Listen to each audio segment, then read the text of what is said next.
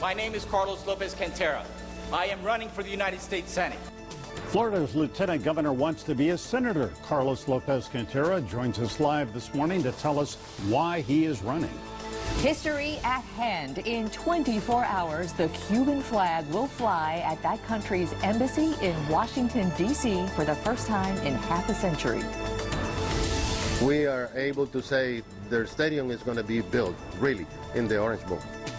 Beckham blinks and says yes to a soccer stadium at the old Orange Bowl site, but will it get built there? We will take that question to the roundtable. Good Sunday morning. So great to be with you. As always, we begin this morning with Florida's lieutenant governor in his first sit-down interview in South Florida since announcing his candidacy for the U.S. Senate this week.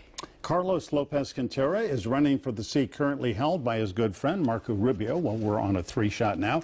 This is Mr. Lopez-Cantera on my right. CLC to his friends. He served 4 terms in the State House of Representatives, where he rose to majority leader, a powerful leadership job. Then he was elected Miami-Dade property appraiser, and then back in February or January, I guess it was 2014, Governor Rick Scott asked you to be his number 2, his lieutenant governor. Great to have you here. It's great to be back. It seems like yesterday. that year went by pretty quickly. Yeah, very quickly. All right, and since we know each other well, and I respect you as the lieutenant governor, but we've known each other a long time, so I'm going to refer to you as Carlos, if you don't mind. Please do. Why are you running for the Senate, and why are you the best guy for the job? Well, because I believe that the next senator from Florida should be somebody who's not part of the Washington establishment and somebody who has a track record of delivering for the citizens of Florida. Here in Florida, we've proven that if you lower taxes, you create a friendly business environment, you invest in education, your economy will grow. The new jobs numbers came out on Friday. We've added 895,000 private sector jobs, and unemployment rate is down to 5.5% now. What went into that decision? When you were a property appraiser at a county level, you've been in state government for most of your political life. What went into that decision? I want to play on a national stage now. Because I'm concerned about the future of our country. I think the federal government has, and both parties have lost sight of what made this country great. And we've proven here in Florida what I believe is the recipe to turn Washington around. And it's not complicated, it's simple. You give people back more of their money. You invest in things that make sense, education, infrastructure, and you reduce regulations, you reduce bureaucracies and red tape so that businesses can thrive and grow. One of the ways you put it, and I thought put it well on your announcement the other day, was essentially what former U.S. Senator Connie Mack, wonderful guy, used to say, and has been repeated many times, and you essentially did: less government, less taxes, more freedom. I mean, that's the mantra sort of that you are following, right? Exactly. And if I am humbled and honored to be as successful as Senator Mack was, then those are the principles that I'll take to every decision that I make as Florida's United States Senator. Lieutenant Governor, you've already said you will not resign the lieutenant governor's position while you run for the senator. Why not? Well, the Constitution requires that this role be filled. And I've always taken my responsibilities to the citizens, taxpayers, voters very, very seriously. And typically a politician may use a position or a role like this one and grow in office and try and increase their own profile. I've actually done the opposite. I've done what I've always done. I've reduced the budget of the office by over 50%. I declined the security detail, which historically lieutenant governors has had, because I thought it was a waste of money and wasn't necessary. So I am proud of the work that I've done over the last 10 years, delivering for Floridians, first in the legislature, then as property appraiser, and now as lieutenant governor. And the state responsibilities will always come first. They'll never get in the way. But isn't this really pose some conflict of interest, if not for you, for Governor Scott, with you running? I mean, you've got your day job, lieutenant governor. I mean, when are you going to go out and campaign for the Senate? And there are going to be some people who are going to say, even though I don't think you're paid a huge sum of money, what, $125,000 a year or something like that, some people are going to say he's on the state payroll, but he's running for another office. Well, like I said, my state responsibilities will always come first. The campaign will never get in the way of those responsibilities. And some of those critics, actually most of them, are coming from the Democratic Party, because I think that they are concerned about my candidacy. They believe that I can win, and they know that I'll go up there and I will not stand for the status quo. I'll be part of solutions and not part of problems. Can we talk about those responsibilities a couple of minutes? We in the press get the daily briefings and agenda from the governor's office, and there have been more than a few in the past month where under Lieutenant Governor's schedule there were no scheduled events. Describe some of your day. What do you do every day? Well, every conversation that I encounter during the day at events, at one form or another, leads to something that I can solve for a citizen of Florida. Such as? Such as, I was in Tampa yesterday, and I was in Plant City at a small breakfast roundtable, and they were saying that they were hoping to grow their economic development in Plant City and create an economic development arm. So I said, well, let me put you together with Enterprise Florida so that they can have all the incentives available to you, to your constituencies, and to the prospective businesses in your that want to come to your community, to you, so that you can be more successful for your citizenry. Now, that wasn't on my calendar, but I was doing my job. Yeah. So you have a whole list of events you do every day that we may not see as official events. Is that fair to say? As constituency I'm work. always traveling around the state. Well, That's in fact, I think I did see that the Lieutenant Governor was going to be over in the Plant City area, but it didn't, of course, describe what you did. You know, not to put too fine a point on it, but isn't the governor in a somewhat awkward position? Here he is, the leading Republican elected figure in the state. You're his number 2 guy, and yet he says he's neutral in this race. I mean, every time you're together, he praises you, and I think genuinely, sincerely, and yet here he is looking out over a field of Republican candidates and saying, no, I don't have a favorite. Well, I respect the governor, and he's my friend. He has a personal policy not to get involved in primaries, and frankly, after the primary that he went through in 2010, I can't blame him. We talk on a regular basis. Our conversations are always about either our families or how we can do things to make our state better. So I'm grateful for the opportunities that I've had to work with Governor Scott and be part of the team that has reduced taxes 50 times, brought 895,000 jobs, and lowered the unemployment rate and invested in education. If I can jump in there, Sure. I know Glenna's got lots of questions, but let me ask you about the jobs number. Now, it's true that in the last 5 years, the economy of Florida, thank goodness, has rebounded in a big way, and Rick Scott is the jobs governor, and he flies around the state all the time encouraging people to open or employ more people. So there's no question he's made it his top priority. My question is, these economic cycles, boom and bust, just happen. Florida's famous for them. And a lot of experts, unbiased experts, say Florida's economy would have come back. These jobs would have been created with or without Rick Scott and Carlos Lopez-Cantera. I don't think we'd be in the top 5 in the country as far as economic activity. I don't think we'd be the top job-creating state in the country. I don't think we Better would than have, Texas? We've actually started to beat Texas. Yes, we have, and we're very proud of that. So we would probably be somewhere in the middle. We'd be mediocre, but we're not mediocre in Florida because of the policies that we've pursued over the last 4 years. We are actually leading the nation, and there are other states that are envious of Florida. There are other states that are still wrestling with billion-dollar holes in their budgets. We have billion-dollar surpluses. So I disagree with those who say that this would have happened anyway.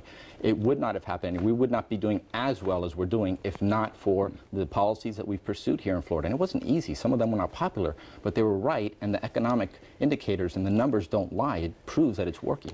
You know, you and the governor have been on a tax cut victory tour, which was kind of a half of a victory because the governor and you wanted twice the tax cuts that you ended up getting. And I think looking at the legislature, a Republican legislature, you and the governor really had a tough time selling those policies to this Republican legislature. So now as you look to advance to the Senate, how do you take those lessons learned with you? Well, I take all the lessons learned throughout my entire career with me. should I be elected to the United States Senate. When I was a legislator, I considered myself an effective legislator.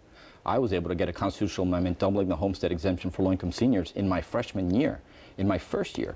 So I'm very proud of the things that I've done and the things that I've been able to accomplish throughout my entire career, both as legislator, property appraiser, and now as lieutenant governor. And that's 10 years that you have been in public service, and your family is Cuban-American and a successful business family in our community. You are married to a lovely lady, 2 little girls.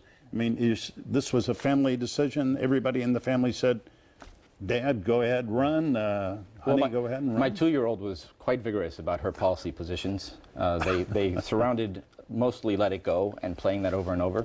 But that's actually some good advice right there. Yeah. Can we take a quick break? We'll talk about some policy decisions and potential votes when we come back. Sure. All right, stay with us.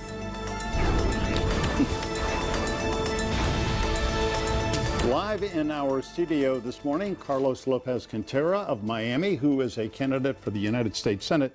And Carlos, in your announcement this week, you essentially said, and you are a close friend of Marco Rubio, personal friend, you served in Tallahassee with him, and you said, essentially, as I heard it, I will be a senator sort of in the mold of Marco Rubio. What does that mean? Well, I think Marco's done a great job, and some of the things that I'd like to continue working on, should I be elected, are fighting for freedom and the stopping of abuses and oppression in Cuba and Venezuela, and standing firm for our greatest ally in the world, which is the country of Israel. Well, let me ask you, we'll get to Cuba in just a minute because Glenna is going to be in Washington this evening and tomorrow for the raising of the flag over the Cuban embassy. But, you know, with Venezuela, which has been problematic ever since Hugo Chavez took over and now Maduro, there are apparently some talks that are going on between the State Department and offers of help. And the reason, I think, is pretty obviously, the United States doesn't want a rogue country in Latin America, in our hemisphere, and one especially with the greatest oil reserves in the world. Do you think it's a good idea that there be some kind of engagement that way? Not if the engagement is similar to the engagement we've had with Cuba. Not if the engagement is similar to the engagement we've had with Iran. The engagement we've had with those countries, I believe, have not gone well and are not good for the future of this country. And we need to recognize that what's happening in Venezuela is also partly due to the Cuban government and their involvement in the Venezuelan regime. You know, tomorrow, as everyone knows by now, the Cuban flag goes up in Washington, D.C. at its new embassy, the first time in our lifetimes, 54 years. What you have just spoken about, freedom and democracy, you also come from a generation in Miami that is slowly looking toward maybe another way to deal with Cuba. And, you know, should you be in the Senate, you might be voting to confirm an ambassador at the embassy that will open in Havana in August, the U.S. Embassy. Will you vote for an ambassador? Will you block the opportunity for the United States to have an ambassador in Cuba? I would not support an ambassador that would pursue policies that do not recognize that there's continued oppression and abuses of citizens in Cuba. Not only have they continued, they've actually gotten worse since the president made his announcement.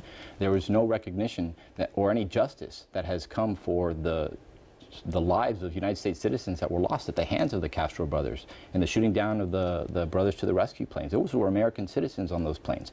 That has not been part of this conversation. So, you know, the United States of America is always stood for freedom in all respects, and I don't see any movement towards freedom in Cuba. So what would you do? Yeah. I'm sorry, no, your that's actions the question, yeah. specifically, what would you do? I would actually engage in maybe even stronger policy against the current regime, because what we're doing now is giving them an economic lifeline. How could it be stronger? I mean, we've got an embargo in place. We do have a migration accord, although it seems outdated. I mean, wet foot, dry foot, really, it just doesn't work anymore fairly, does it? Well, some people think that it doesn't, and I am just upset as the son and grandson of Cuban exiles that there is no recognition, one, that people have suffered and lost their lives over the last 50 plus years at the hands of the same two individuals who are running that country now. And we don't see any changes. They have not made any concessions or any changes as to what they've been doing for the last 5 decades. As a matter of fact, we're giving them everything that they want, and we're not getting anything in return as far as what our values, what we stand for as a country. You know, you mentioned the shoot down of the Brothers to the Rescue flyers in 1996. The Cuban government has taken responsibility in a way for that. If Raul Castro visits the United States, would you advocate his arrest? I would. He is responsible for the death of American citizens, and he should be brought to justice like anybody else who has or would harm American citizens. Of course, if he came to this country and went to the United Nations, he would be beyond the reach of United States laws. But if he went to Washington, he would not. Well, I mean, I don't expect the Obama administration to put Raul Castro in handcuffs. With this, you know, I'm listening to your platform.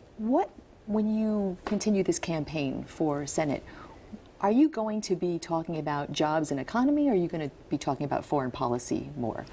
Well, I'm going to be talking about jobs and economy, absolutely, because I believe that's what's important to the citizens of Florida. But as it relates to foreign policy, I have no problem talking about what I believe as far as the United States foreign policy is concerned. And what you have just said is the Iran nuclear deal you could not support as it stands right now? I could not. I could not support a deal that gives a $100 billion signing bonus to a state sponsor of terror. I cannot support a deal that does not have a recognition of something that I believe is extremely reasonable, which is an agreement that Israel has a right to exist. I cannot support a deal that puts Iran on the pathway to have a nuclear weapon. I cannot support a deal. In 10 to 15 years, they will have more nuclear capability, but this is going to lead to an arms race in the Middle East. Well, it certainly could. I need to ask a strictly political question.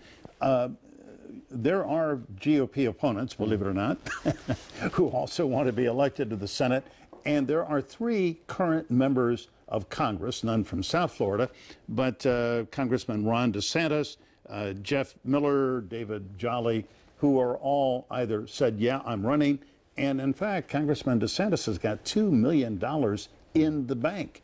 I mean, you've got some serious opponents. Well, we've always worked hard in campaigning for public office, and I believe we'll get our message out. We'll have the resources necessary to do the job we need to do to represent the citizens of Florida. Yeah, how much money do you have in your campaign account now? I don't know. You want to make a contribution? I'm not sure he's allowed to do that right now. Yeah, I don't think I can ever do that, but I had read that you had over $700,000 contributed. There's an independent super PAC that has received contributions, and I'm grateful for those. We just started the campaign, so we're ramping up our fundraising. Yeah, your campaign is 4 days old, officially, at least anyway. You know, the Sun Sentinel had an editorial about a poll that shows, despite holding statewide office, your name recognition right now statewide is not enough for people, the majority of people, to form an opinion. Is that surprising to you? Not necessarily. You know, I've never decided what I'm going to do in public service based on a poll or based on recognition. I've always decided what I want to do based on how I believe I can best serve those who I seek to represent.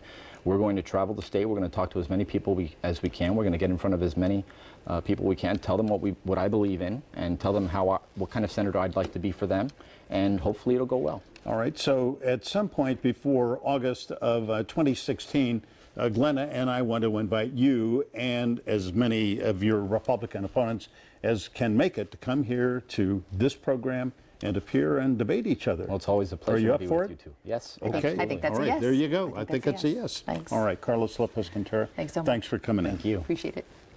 Coming up, big campaign donations, big public projects, and the latest from Donald Trump on John McCain that will leave you shaking your head. That's all coming up on this week's Roundtable.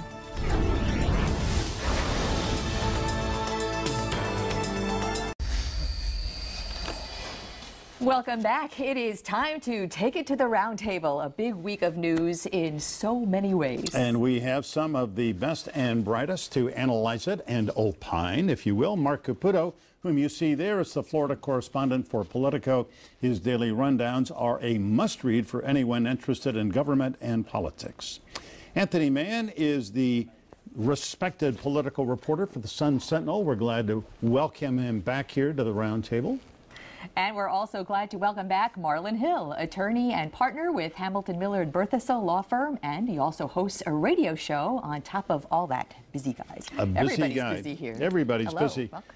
Well, thank you for coming in, and let's begin with sort of the news du jour, which was made at 10:30 here on ABC and Local 10, when Donald Trump was talking to Martha Raddatz. Well, just to set up, everyone knows, I think by now, yesterday at the Family Leadership Council, Donald Trump launched some kind of beyond the pale, criticism of Donald Trump, calling him a war hero only because he was captured. John McCain, Senator John McCain, because he was captured. And this morning, Martha Raddatz on This Week had him on the phone asking him, do you want to take that back? Do you owe John McCain an apology? No, not at all. The North Vietnamese offered McCain early release for propaganda purposes. He refused until every man taken before him was released. He cannot raise his arms above his head to this day. You do not think that is a war hero, captured or not? I didn't say anything differently, and if you read and if you watch and take a look at what you have, I said nothing differently. I'm very disappointed in John McCain because the vets are horribly treated in this country. Doubling down. Marlon Hill, what say you? Hurricane Donald is making its way through the tropics, count the casualties. We'll see what happens with the primary. He will make a very good presidential nominee. What? For the news media, yeah, definitely. He'll Well, make a fantastic news and for maybe Hillary Clinton or whoever the Democrat is, but there is a line, and Anthony, you and Mark and all of us and all the viewers, we all know that there is a line you're not supposed to cross. And when you take a guy who was held in a North Vietnamese prison camp for 5 years, tortured, refused release until people who had been captured before him were released, who cannot raise his arms higher than this because he broke them when his jet crashed. I think Americans believe he is a hero, and I just wonder how Donald Trump, does he get away with this? I think he gets away with it with his supporter, with some of his core supporters. Certainly the rest of the Republican Party is already deserting him. I mean, it's interesting how the other candidates in the party took minutes and hours to condemn this what he said yesterday, but it took them days and weeks to respond to the comments about Mexicans. But really, this does seem to be, we think, is going to be a turning point for him. Mark, what do you think? Yeah, I think it's probably the beginning of the end of the Trump boomlet. Like, he's probably hit his zenith. He's getting about 18% max in the polls. But remember, it's a 16-candidate field. And so when you poll that many people, you can be a front runner at 18%. But I generally believe that his 18%, his 20% potentially, is his ceiling. It's not his floor. I can't see him going any higher, and now that he said this, I can't see him going any lower.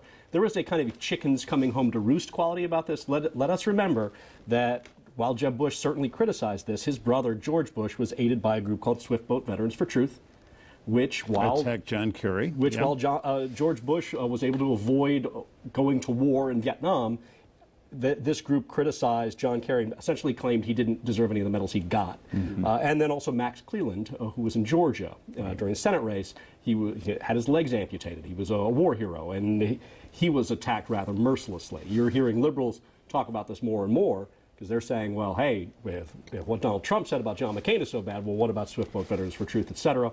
I think they probably have a point. It's part of the discussion. I think we just saw the beginning of the independent candidacy of Hurricane Donald Trump next year, because there's just no way that Donald Trump is going to be the nominee of the GOP party. And I have no idea who is his core supporters, Tony?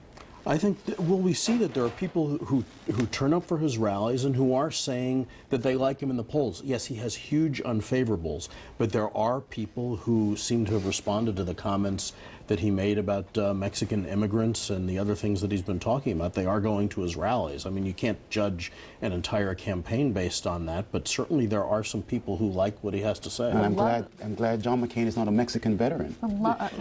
Military, respecting the military, respecting veterans, that is a core principle of the GOP.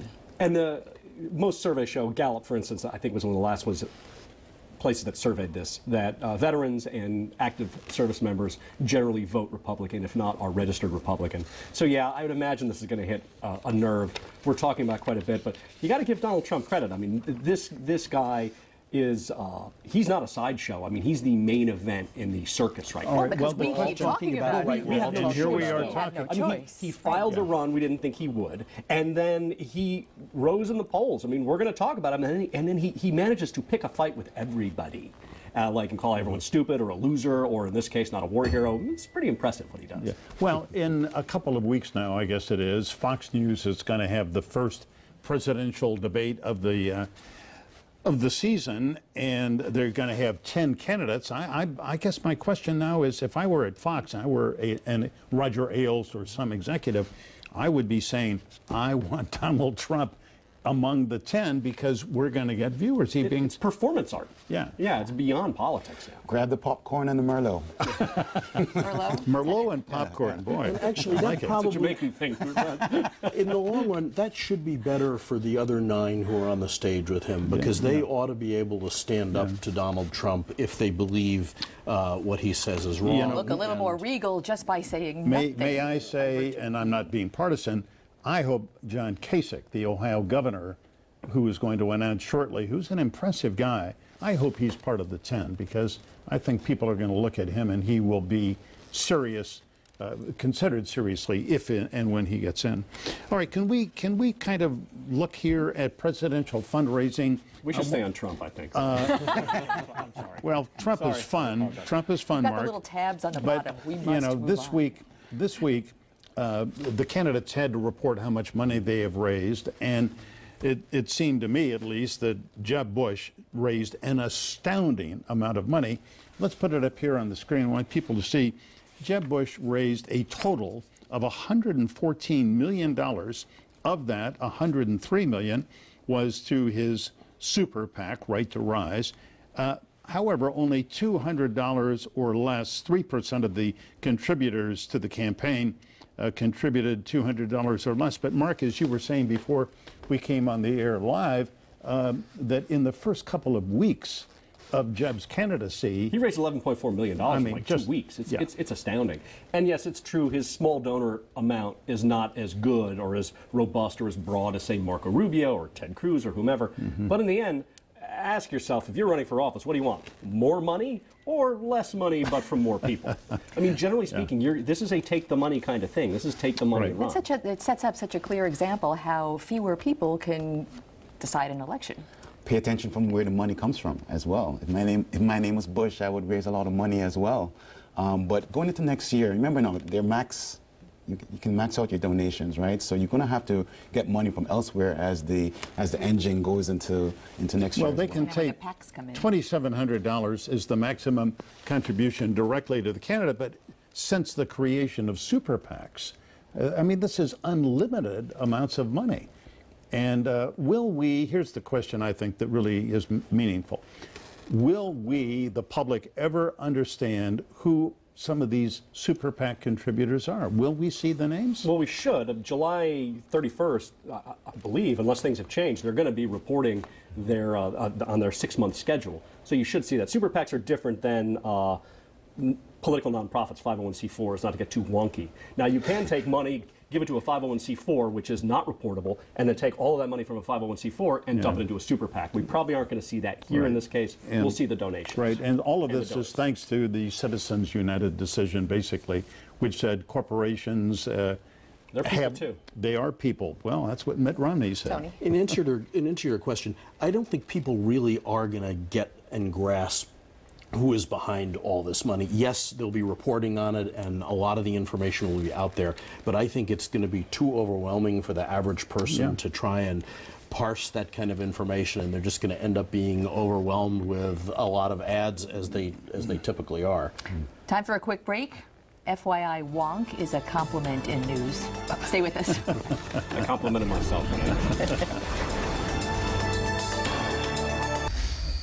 We are in the midst of our rock and roll roundtable this morning. Wonky it may be, thanks to Mark Caputo of Politico, Anthony Mann of the Sun Sentinel, and the one and only Marlon Hill lawyer extraordinaire and radio host. Let's talk a little bit about Cuba and what Glenna is going to cover tomorrow, raising the Cuban flag above the embassy in Washington, which has been an interest section for the last 54 years. Marlon, how significant is this? For me, the flag went up yesterday when the U.S. played Cuba in the CONCACAF Gold Cup and lost 6-0 as they sang both anthems. It's very interesting. They were in Baltimore, actually, you know, with 4 Cuban players defected from the team, actually, which is very interesting. They defected yesterday? Defected during the week? Yeah, absolutely. I don't remember covering that very much in this. I think I just saw that reported this morning. Left the team. So what we really should look at is the invite list as to who's coming. Remember now, this has to do with bilateral relations, right? We have a long road to go in regards to normalizing the relationship. You know, it's a ceremonial that the flags are going up, and Secretary Kerry is going to go to Cuba in a few weeks. But we really should pay attention to who's going to be here, who's going to be at that event ceremonially tomorrow. Because these are going to begin discussions on many different issues: economic issues, military issues, trade issues. I mean, they're well, I do know for a fact that this morning there was a contingent of South Floridians who left to be there, and they included people who are in the music business, in businesses that may well do very well if they ever get a chance to take foothold in Havana. And these are people who, people who are not new to this. People have been doing this, but in this community, not loudly and proudly, because of the backlash traditionally that they get from people in the exile community who are horrified to see what's going on.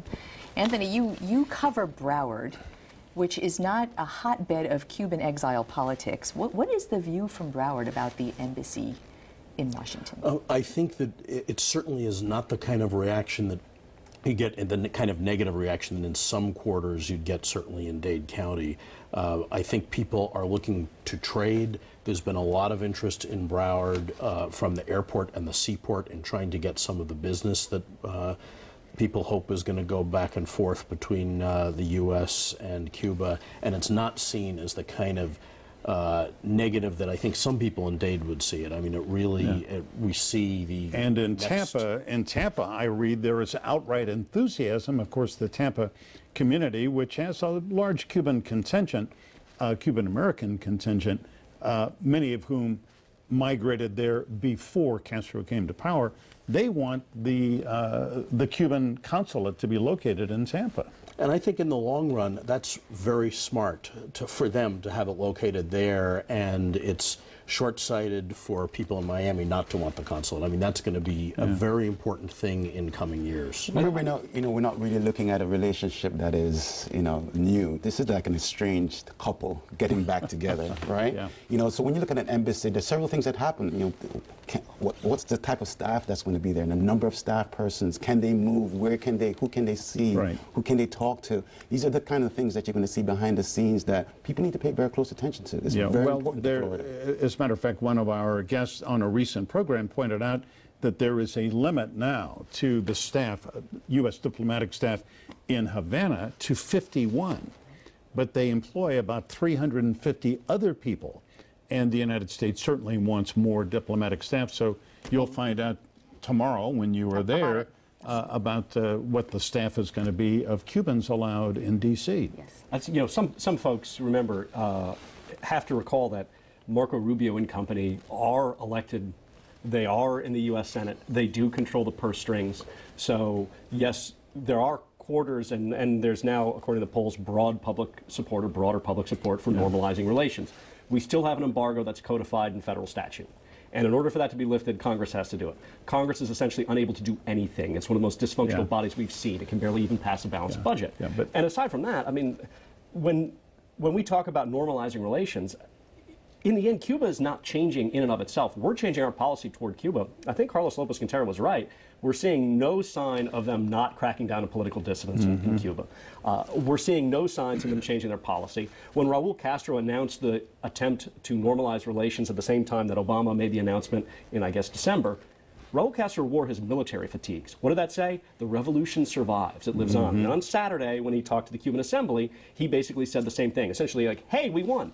So the idea that we're going to be able to normalize relations with one partner that insists on not changing is short-sighted at best. Then the factor of the Cuban people is what counts. And I think the thought is the more that the Cuban people see people visiting the island, investing in the island, talking about that life will get better for them, that they will take the power. But who wants to invest in Cuba who's a major business person who knows that if you want to hire staff in Cuba and have a major business, you have to go to the military? Well, almost every country in Europe. But at least with the embassy, you'll be able to have access to more intelligence and more information that's on the ground. You remember now, look at Vietnam. It's a long arc to normalization. You know, people need to take a very slow breath and just take a look at how our relationship, and not to compare apples and oranges here, but the normalization in diplomatic terms, we'll see. Well, the trade hasn't increased democracy in China. You know, there was, if I may say, in an excellent piece in today's Miami Herald by Mimi Whitfield, she quoted Pepe Fernandez, who was the president of the Cuban-American National Foundation, spent 2 years in prison after the Bay of Pigs, was Jorge Mascanosa's absolute ally early on, fiercely anti-Castro. And when she asked him, what about opening embassies and the initiative towards Cuba, he essentially said, it's time for a change. I mean, I think that there are some powerful forces in the community. They may not be highly visible, but they're saying it is time for a change. This relationship is in transformation. Like I said, it's who doesn't have broken relationships in their family or in your workplace? You know, it takes time to fix things in conflict, right. you know? All right, before we run out of time, I need to ask you all, Mark, I think you probably are a soccer player, but in any event... Ultimate Frisbee. All right, Frisbee. All right, and I'm sure that Marlon can kick a soccer ball with the best of them, learned in Jamaica as a boy. You know, I was there when Mayor Regalado on Friday came out and I thought made a very unexpected announcement when he said, yep, the Beckham Group says they're totally committed to this site by Marlins Park, where the Orange Bowl used to be. It's a big deal. It's a big deal as long as he pays for it. You know, well, Beckham and his team and Marcelo Cleur, as long as they pay for it, and it's going to take until 2018 for this to be built. There's a long road to hoe before this is a done deal. Yeah. Totally. And then there's University of Miami wanting to kind of glom onto this. As a University of Miami football fan, I am dying to not have to go out to whatever Joe Robbie Stadium is now called. Yeah, but they have a long lease. Yeah, but don't you think that if Donna Shalala were still the president of the University of Miami, and she was a huge sports fan, went to all the games, I think if she were still the president, maybe they would be partners in this. I have a less sanguine view of Donna Shalala as a football fan, but we'll move on. It could be. One of the things that the University of Miami is doing is certainly transitioning away from what it used to be. It's essentially it's becoming or attempting to become a world-class school with a hospital attached to it, or better said, a world-class school attached to a hospital. But as far as the big problem with the soccer stadium is the stadium it's next to. The Marlins Stadium is a boondoggle. It's garbage. Yeah. I mean, we overcharge taxpayers to give lots of money to multimillionaires. But there finally may be the entertainment district people were promised when the Marlins built that stadium. There may be synergy between soccer and... Are they traveling from Broward? There will be people traveling to that site, I think. And looking at it from a distance, it really seems like a perfectly logical place. All right, that's going to be the last word, and a good one to be the last word. Gentlemen, thanks very much. Appreciate you coming in. All right, plans are underway to make one of South Florida's most famous streets a lot more pedestrian-friendly. We will take you to Calle Ocho for a look at the redesign when we come back. Plans are underway now to redesign and improve pedestrian safety on one of South Florida's most famous streets. Calle Ocho, Southwest 8th Street. In any language, it is already a tourist destination, and plans are to make it a safer one. It seems ironic that the iconic Calle Ocho, South Florida's biggest pedestrian street party, one weekend a year, turns back into this, a virtual 3-lane raceway the rest of the year. After all, the internationally famous street in Little Havana has become a tourist destination. Busloads come from near and far. Business is exploding. It's amazing. And the hotter it is outside, the better it is for me. Suzanne Battle runs Azucar, a popular ice cream company. She gave me the scoop on her concerns over traffic. Certainly for walking traffic, and we have a lot of that, and it's only going to get more and more. That people are going 50 miles an hour down this street. Juan Mullaret runs an urban planning and design firm out of a small Coconut Grove office. He lives near 8th Street and wants to see Little Havana become safer for pedestrians and more traffic-friendly for shop owners. So on his own, pro bono, without a client or any monetary stake in the outcome, he instructed his staff to come up with a comprehensive urban pedestrian plan for Calle Ocho. Right now, it works as a highway.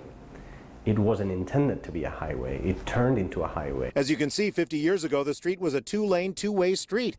In his new proposal, it would revert back to that with a dedicated biker bus lane. Southwest 8th Street is a state road. It's not a city road. Unfortunately, it's a big bureaucracy, but little by little, we're working towards making it more pedestrian friendly.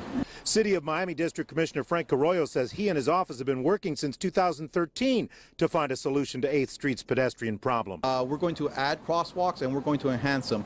Carollo says FDOT is conducting a study to determine if Calle Ocho should return to its roots as a two-lane, two-way street. But that conclusion is 3 to 4 years away, and Mullaret says that's too long. He wants the community to have more input. And the whole idea of this is to get everybody else's opinion and to get a plan that everybody's comfortable with.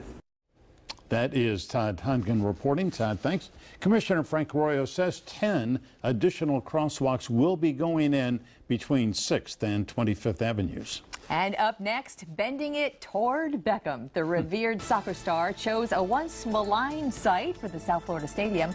Can he sell the skeptics?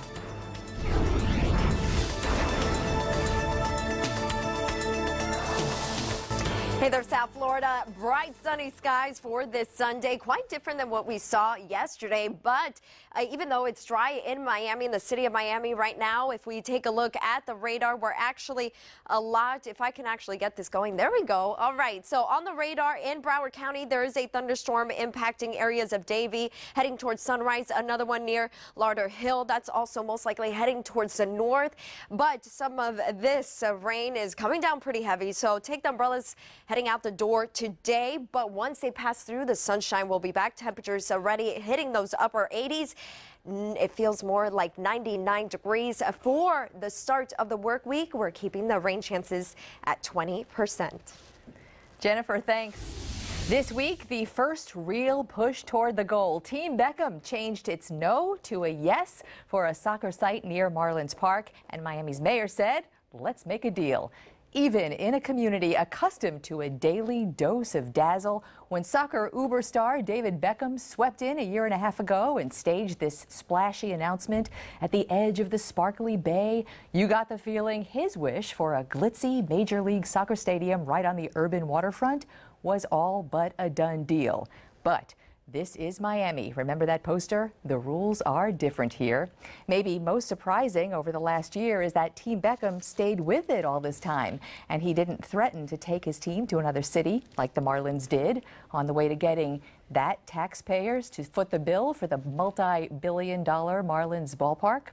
Here is why the site west of that formerly known as spiritually tainted place is a good idea for Miami Beckham United. Yes, it's public land, but unused at the moment, and it's cited as a potential soccer site in that 2009 deal for Marlins Park. There may have to be other parcels in the mix. That's among many details to address. So is the fair market value of rent, and will Team Beckham pay that? And so is mass transit. Maybe an investment to extend rail lines there. Who pays those costs?